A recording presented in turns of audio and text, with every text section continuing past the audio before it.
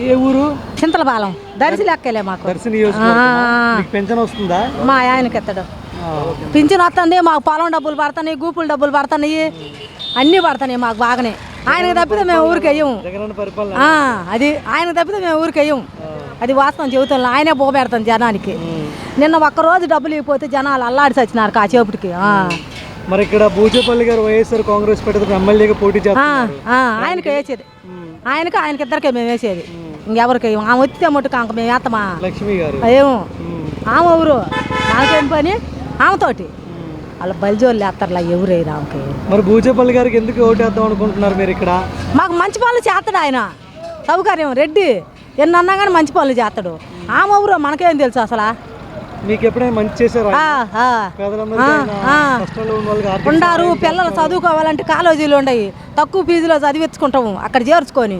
ఆయన అన్ని బాగానే చేస్తాడు. అదే గెలిపిస్తారు. జగనన్న రాత్రి చూడకపోతే నువ్వు జనాల్ని ఇక్కడ వచ్చిన వాళ్ళని రాత్రి అసలు జనాలు పట్టల కది తొక్కుని పోయినారు అసలు కింద పడి.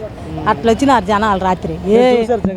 రాత్రి వచ్చిందా మేము మొన్న ఆ ఊరు కూడా పోయినాం.